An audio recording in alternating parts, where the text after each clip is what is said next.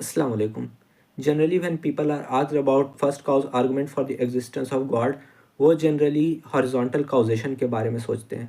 Horizontal काउजेशन क्या है? अब मैं पूछूं कि ये बुक क्यों एग्जिस्ट करता है, तो आप कहेंगे कि because someone put all this pages between these two covers. अब वो ये पेज क्यों एग्जिस्ट करते हैं, ये लिखा हुआ है इस पर क्योंकि किसी ने इस पर प्रिंट किया, तो ये इस सेंस में लोग बात करते हैं। या फिर आप इस एग्जांपल से भी समझ सकते हैं कि आप क्यों एग्जिस्ट करते हैं, बिकॉज योर पेरेंट्स एग्जिस्टेड। आपके पेरेंट्स एग्जिस्ट करते हैं बिकॉज आपके ग्रैंड पेरेंट्स एग्जिस्ट करते थे, and so on and so fourth. लेकिन इसमें एक मसला ये होता है कि आप जो इफ़ेक्ट है वो उसके प्रोड्यूस होने के बाद कॉज का होना ज़रूरी नहीं है।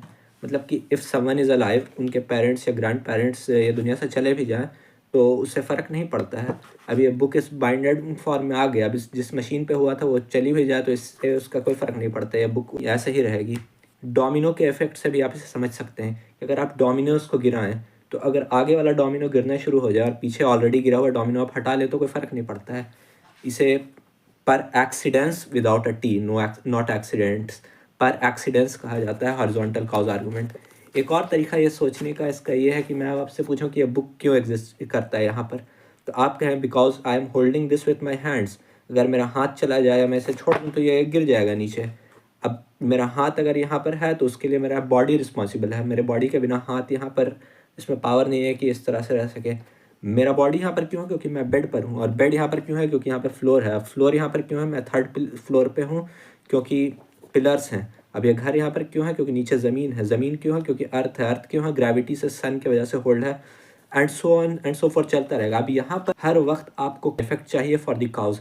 जैसे ही कॉज गायब होता है तो वो इफेक्ट चला जाता है। जैसे ही मेरा हाथ गायब होगा या बुक गिर जाएगी, जैसे ही ये ज़मीन गायब होगा या फ्लोर गिर जाएगा। तो ये ज़्यादा एक कन्विंसिंग आर्गूमेंट है for the existence of God, because Quran में जो अल्लाह की सिफात आती है सस्टेनर की, अल क़य्यूम की, वो रिफ्लेक्शन होता है। बिकॉज आपको परमानेंट कॉज चाहिए इफ़ेक्ट प्रोड्यूस करने के लिए। As fast as the cause goes away, जैसे ही कॉज जाएगा इफ़ेक्ट चला जाएगा।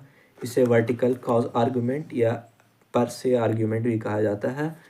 और इस मॉडल में कभी भी इन्फिनिट रिग्रेस वाली प्रॉब्लम नहीं आती है हॉरिजॉन्टल कॉज आर्गुमेंट की तरह, क्योंकि कहीं पर तो जाकर के एक फाइनल सस्टेनिंग बॉडी चाहिए होगी जो कि सब चीज़ को होल्ड किए हुए है। क्योंकि इस तरीके से अगर चलते रहें तो कोई भी चीज़ अपने ऊपर सेल्फ डिपेंडेंट नहीं है, इंडिपेंडेंट नहीं है, जो कि सब चीज़ बाकी अपने से ऊपर चीज़ को होल्ड किए जा रही है।